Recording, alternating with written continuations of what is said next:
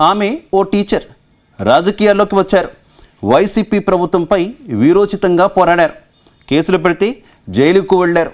అయినా తన పోరాటాన్ని విరమించలేదు. కూటమి ప్రభుత్వాన్ని పవర్లోకి తీసుకురావడంలో తనదైన పాత్ర పోషించారు.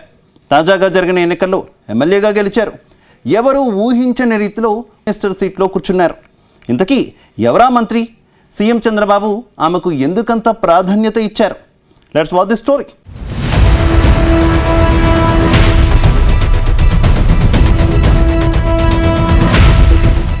ఆంధ్రప్రదేశ్లో కూటమి ప్రభుత్వం కొలువుదీరింది. సీఎం చంద్రబాబు మంత్రులకు శాఖలు కేటాయించారు. మొత్తం 24 మంది మంత్రులకు శాఖలు అప్పగించారు. గత వైసీపీ ప్రభుత్వ హయాంలోనూ మహిళలకే హోంమంత్రి పదవి దక్కింది. అయితే ఎవరు ఊహించని రీతిలో చంద్రబాబు కూడా హోంమంత్రిగా మహిళనే నియమించారు. పాయకరావుపేట ఎమ్మెల్యే వంగలపూడి అనితకు హోంమంత్రి పదవిని అప్పగించారు.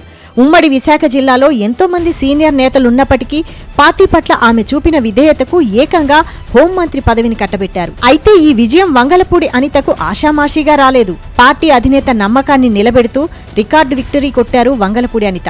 కూటమి నేతలను కలుపుకొని వెళ్లి ఈ ఎన్నికల్లో పాయకరావుపేట అసెంబ్లీ స్థానం నుంచి 43,727 ఓట్ల తేడాతో గెలిచి చరిత్ర సృష్టించారు.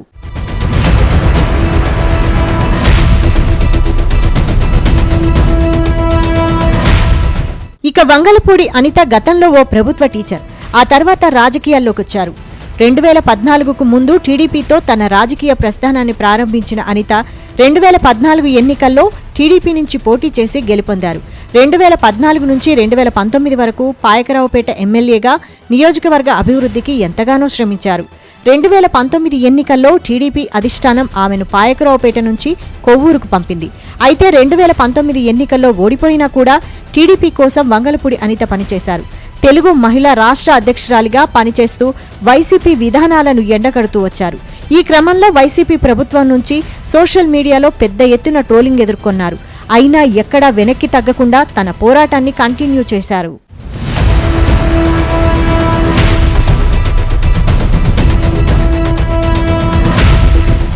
మొత్తంగా ఏపీ హోంమంత్రిగా లాఠీ పట్టుకున్న వంగలపూడి అనిత బాధ్యతలు స్వీకరించగానే తనదైన మార్క్ పాలనతో దూసుకెళ్తున్నారు.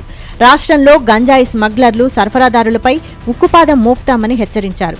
కూటమి ప్రభుత్వంలో మహిళల భద్రతకు అధిక ప్రాధాన్యం ఉంటుందని స్పష్టం చేశారు. ఈ విషయంలో మహిళా సంఘాల సూచనలు కూడా తీసుకుంటామని చెప్పారు. మహిళలపై అఘాయిత్యం చేయాలంటేనే భయపడేలా చర్యలుంటాయని హెచ్చరించారు. పోలీసు అధికారులపై కక్ష సాధింపు చర్యలు ఉండవని, తప్పు చేసిన వారిని గాడిలో పెట్టడం తమ బాధ్యతగా భావిస్తున్నామని చెప్పారు.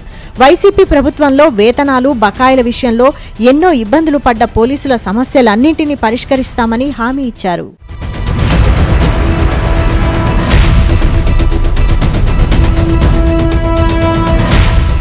మొత్తంగా చంద్రబాబు కేబినెట్లో హోంమంత్రిగా బాధ్యతలు స్వీకరించిన వంగలపూడి అనిత తెలుగు రాష్ట్రాల మహిళలకు ఆదర్శంగా నిలుస్తున్నారు. అయితే రానున్న 5 ఏళ్లు మంచి పాలన అందించాలని ఆంధ్రప్రదేశ్ ప్రజలు కోరుతున్నారు.